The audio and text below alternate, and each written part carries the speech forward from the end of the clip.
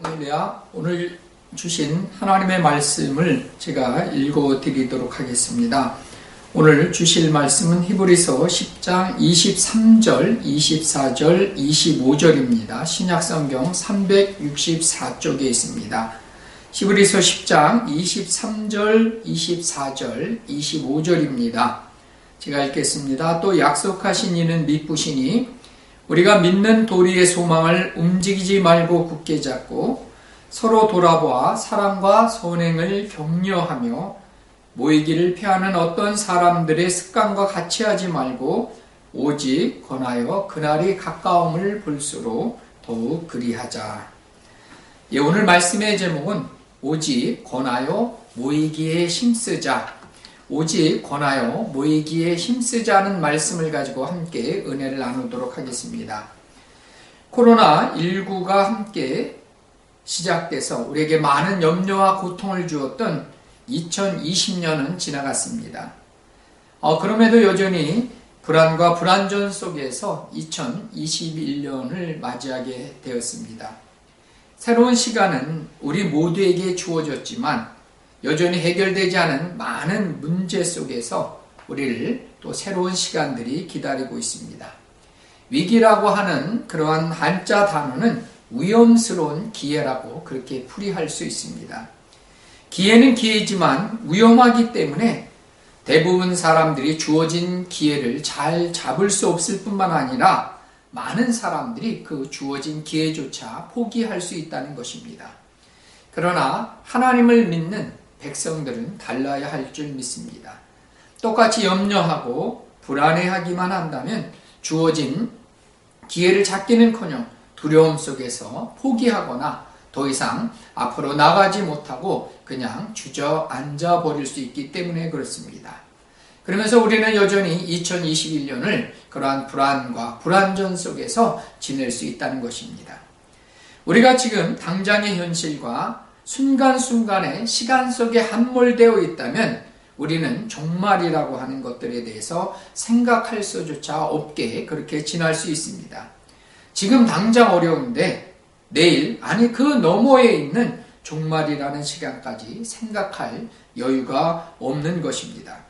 그러나 우리가 항상 우리의 삶 속에서 염두에 두어야 할 것은 종말론적인 태도를 지니고 살아야 한다는 것입니다. 종말은 세상 사람들이 일반적으로 생각하는 지구가 멸망한다라고 하는 그런 시각으로 접근해서는 안 됩니다. 믿는 우리가 가져야 될 종말론적인 태도는 다시 오시는 주님을 만날 때입니다. 그리고 마태복음 25장 46절에 나와 있듯이 주님 뜻대로 살아간 사람들은 영생을 얻을 것이고 주님의 뜻 가운데 살지 못한 사람들은 영벌을 받게 될 것입니다. 그러면 하나님 아버지의 뜻이 무엇인지 요한복음 6장 43절에서는 그렇게 나와 있습니다. 내 아버지의 뜻은 아들을 보고 믿는 자마다 영생을 얻는 이것이니 마지막 날에 내가 다시 이를 살리리라 하시니라는 말씀처럼 하나님이 보내신 독생자 대신 예수 그리스도를 믿고 영생을 얻는 겁니다. 하나님을 믿는 그 믿음이 있는 사람은 심판을 받지 않고 영원히 하나님께서 주시는 새하늘과 새 땅에 들어갈 수 있는 것입니다. 누구나 심판을 받게 되지만 심판대 앞에 서지 않고 예수님과 더불어 영원히 그렇게 살 수 있게 된다는 겁니다. 이렇게 종말의 의미와 더불어 우리는 종말의 시기에도 또한 관심을 가져야 합니다. 종말 혹은 마지막 때라는 말은 요한복음 2장 18절에 등장합니다. 제가 읽겠습니다. 아이들아, 지금은 마지막 때라. 지금이 어떤 때라고요? 마지막 때라. 적그리스도가 오리라는 말을 너희가 들은 것과 같이 지금도 많은 적그리스도가 일어났으니 그러므로 우리가 마지막 때인 줄을 아노라. 여러분, 이 요한일서를 기록한 연도는 기원후 예수님이 오신 다음에 90년에서 95년경에 이 서신서를 썼습니다. 이 시기는 예수님께서 초림하시고 십자가에 죽으시고 부활 승천하신 그 이후의 시대였습니다. 여러분, 구약시대 이스라엘 사람들은 약속의 땅을 수여하고 예루살렘을 회복하며 열국이 하나님께 순종하여 온 세상에 대한 하나님의 주권이 임할 날을, 그날이 바로 종말의 그러한 시간으로 봤습니다. 또한 신구약 중간기 시대의 유대인들은 로마의 식민지로부터 그들이 고통으로부터 구원해줄 강력하고 힘있는 그러한 메시아를 기다렸습니다.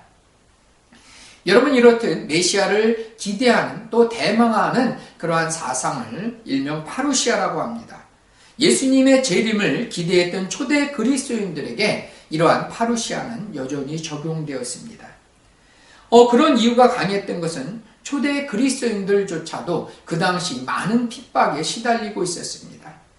그리고 무엇보다 예수님께서 하늘로 가심을 본 그대로 다시 오시겠다라고 약속해 주셨기 때문에 예수님이 다시 오실 것을 그들은 기대했습니다. 다시 오시는 재림의 예수님은 모든 죄악을 없애고 악인들을 심판해 줄 것으로 그렇게 기대하고 있었습니다. 여러분, 주님이 다시 오실 것이기 때문에, 그것도 곧 오시기 때문에 그들은 핍박을 두려워하지 않았습니다. 기꺼이 주님을 위해서 순교까지 하였던 것입니다. 이러한 사실은 히브리서 11장 35절부터 38절까지 잘 나타나 있습니다. 제가 읽어드리겠습니다. 여자들은 자기가 자기의 죽은 자들을 부활로 받아들이기도 하며, 또 어떤 이들은 더 좋은 부활을 얻고자 하여 심한 고난을 받되 구차히 풀려나기를 원하지 않았으며, 돌로 치는 것과 톱으로 켜는 것과 시험과 칼로 죽임을 당하고 양과 염소의 가죽을 입고 유리하며 궁핍과 환난과 학대를 받았으니 이런 사람은 세상이 감당하지 못하였느니라. 그들이 광야의 산과 동굴과 토굴에 유리하였느니라.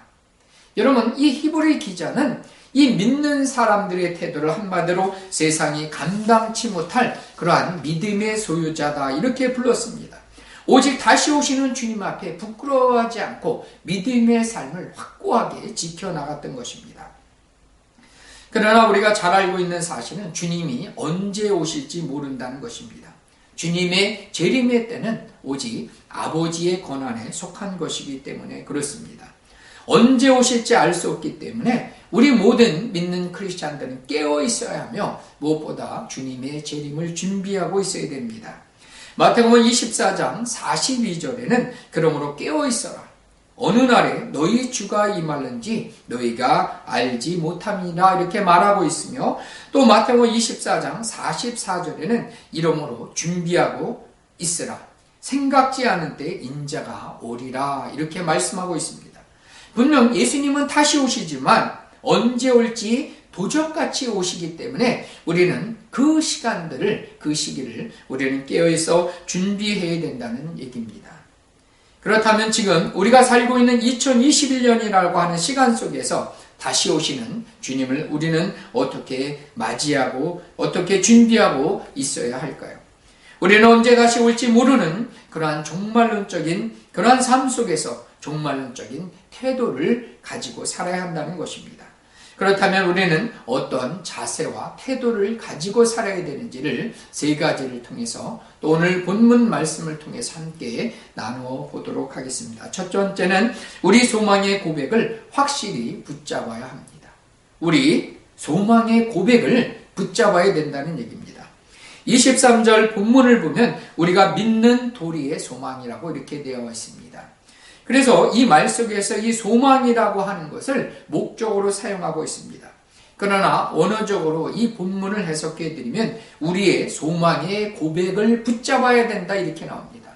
그래서 영어 성경으로 보면 The confession of our hope, The confession of our hope라고 그렇게 제대로 해석할 수 있는 겁니다.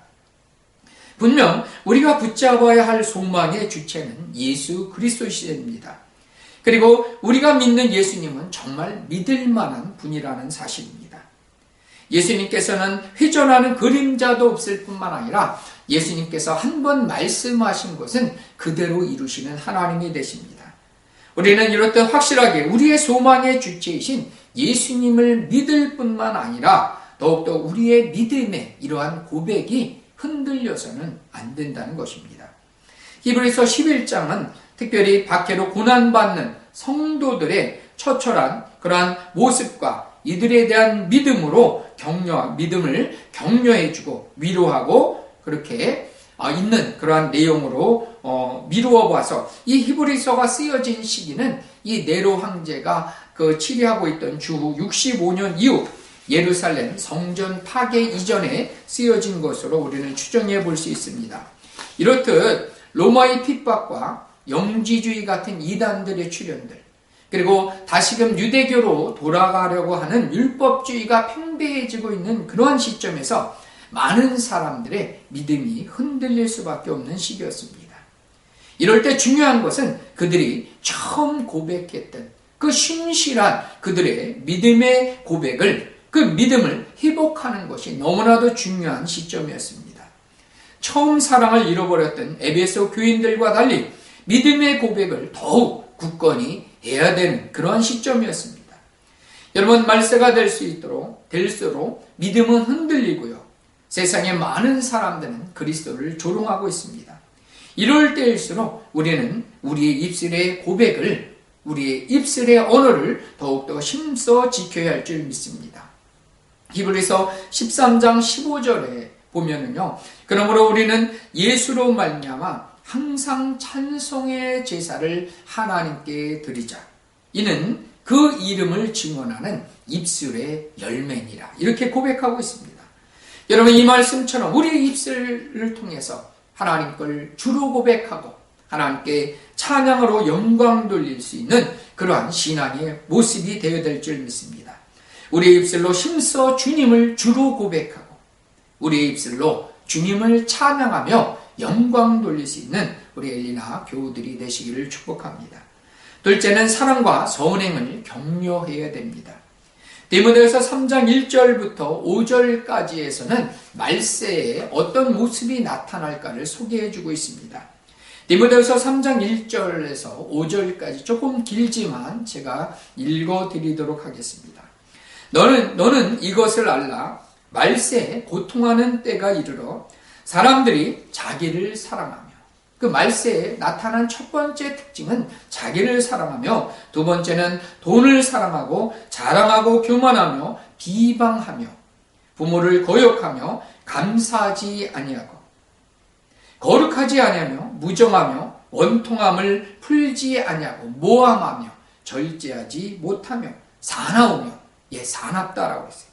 선한 것을 좋아하지 아니하며 배신하며 조급하며 자만하여 쾌락을 사랑하기를 하나님 사랑하는 것보다 더하며 경건의 모양은 있으나 경건의 능력을 부인하는 자니 이 같은 자들에서 내가 돌아서라.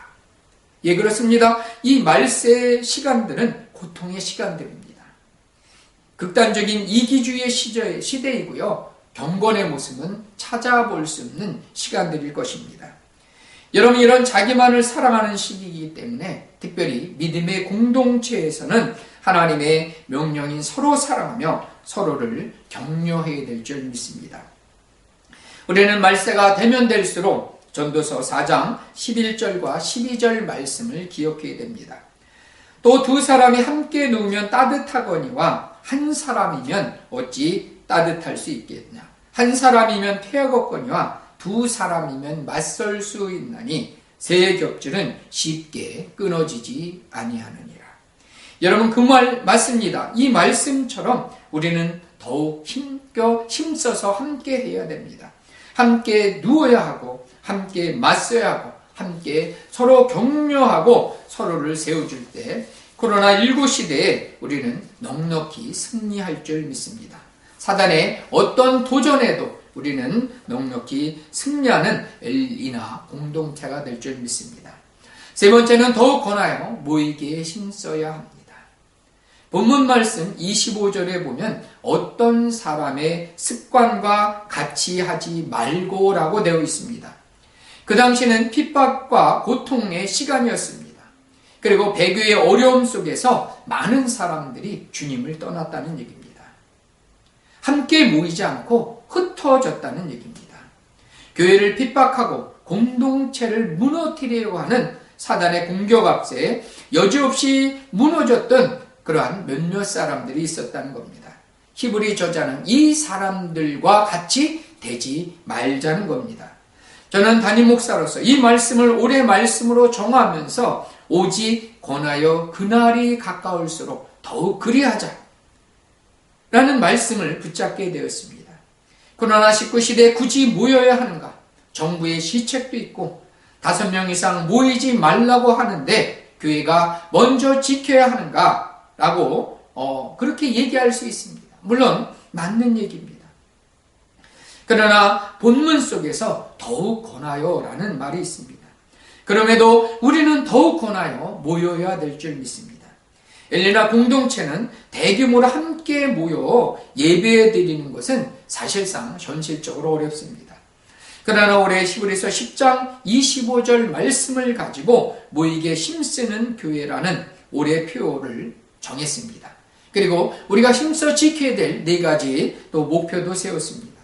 예배에 모이자, 기도에 모이자, 전도에 모이자, 봉사에 모이자, 이렇게 4가지입니다. 성도님들 20명이 다 함께 모이자는 그런 의미라기보다도 우리가 있는 곳에서 힘써 먼저 하나님께 먼저 연합하자는 겁니다. 하나님과 함께 동행하고 하나님으로부터 능력을 받아서 내가 있는 곳에서 먼저는 하나님과 그리고 또한 이웃과 그리고 엘리나 공동체와 함께 하자는 얘기입니다. 여러분, 저는 지난 송구영신 예배 때 말씀드렸습니다.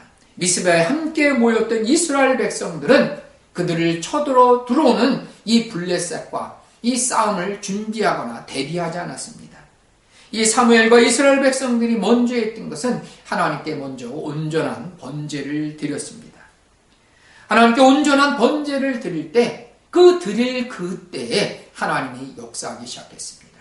하나님께서 그 패배의 장소를, 패배의 에베네셀의 장소를 여기까지 도우시는 승리의 장소로 하나님은 바꾸어 주신 것처럼 우리 성도들이 있는 그곳에서 가장 먼저 2021년에 회복되어야 될 것은 하나님께 대한 예배인 줄 믿습니다.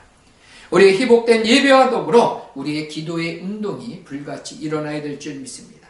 가정에서 혹은 교회에 와서 1시간 이상 기도하는 운동에도 동참해 주시기 바랍니다. 예수님의 말씀처럼 기도 외에는 기적은, 능력은, 부흥은 일어날 수 없기 때문에 그렇습니다. 그리고 우리가 있는 곳에서 전도에 힘써 주시기 바랍니다. 함께 있는 가족은 전도할 수 있습니다. 우리가 사마리아 땅끝까지 갈 필요가 없습니다. 아니, 갈 수도 없는 그런 시기입니다. 우리 가족 안에 있는 가나안 성도들을 전도하면 됩니다. 그들을 하나님 앞으로 인도하는 하나가 되었으면 좋겠습니다. 분명 함께 교회에 오게 될 날이 있을 것입니다. 그때 자연스럽게 교회에 올 수 있도록 우리의 삶을 통해 살아있는 복음을 드러내시기를 축복합니다. 무엇보다 먼저 섬기는 삶, 봉사의 삶이 2021년에 넘쳤으면 합니다. 에베소 2장 10절 말씀에 우리는 그의 만드신 바라 그리스도 예수 안에서 선한 일을 위하여 지으심을 받은 자니 이 일은 하나님이 전에 예비하사 우리로 그 가운데서 행하게 하려 하심이니라. 여러분, 이 말씀처럼 선한 일을 위해서 하나님은 우리를 만드셨다는 겁니다. 여러분, 하나님의 선하심을 나타내는 것, 하나님이 선하심을 나타내는 것, 사랑의 하나님이라고 하는 것을 우리의 삶을 통해 드러나는 것은 그들을 섬기는 겁니다. 그들을 위해서 기꺼이 수고하고 헌신하는 일을 할 때 그들이 하나님 앞으로 돌아올 줄 믿습니다. 이제 말씀을 맺으면서 코로나19 시대에는 많은 사람들이 여전히 고통받으며 불안해하고 있습니다. 이럴 때 오히려 우리는 우리의 믿음을 드러낼 때입니다. 더불어 불안해하는 것이 아니라 우리가 믿는 믿음의 주님을 분명히 우리의 삶을 통해서 드러내 보이는 겁니다. 때로는 우리의 입술의 확실한 고백을 통해서, 그리고 사랑과 격려를 통해서, 때로는 섬김과 봉사를 통해서 하나님의 모습을 보여줄 때 그들은 우리 안에 계신 하나님을 발견하고 예수님을 믿는 은혜가 그들에게도 임하게 될 줄 믿습니다. 여러분, 2021년은 어찌 보면 작년보다도 더 힘든 시간들을 우리가 보낼 수도 있습니다. 그러나 이것이 우리에게는 기회입니다. 하나님의 영광을 드러낼 허락하신 시간으로 생각하시고 더욱 권하여 함께 예배드리고 아멘, 함께 기도하시고 아멘, 힘써서 전도하시고 아멘, 함께 봉사함으로 올해 우리 성도님들을 통해서 하나님의 나라가 확장되고 하나님이 기뻐하시고 하나님의 기적 같은 놀라운 은혜가 넘치는 복되고 귀한 2021년이 되도록, 그렇게 하나님의 역사하는 한 해가 되도록 우리 모든 엘리나 교우 한 분 한 분들을 예수님의 이름으로 축복하고 그렇게 되기로 날마다 기도하도록 하겠습니다.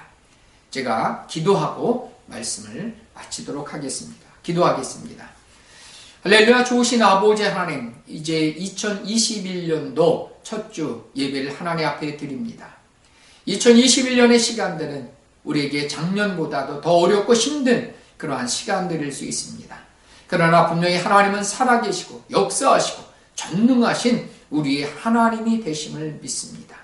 이제 그 하나님을 붙잡고 우리의 그 믿음이 흔들리지 않고 우리의 입술의 고백이 더욱더 견고해지고 우리의 삶을 통해서 살아계신 하나님, 그 은혜와 사랑의 하나님을 우리의 삶 속에서 드러낼 수 있도록 우리에게 은혜 베풀어 주시옵소서.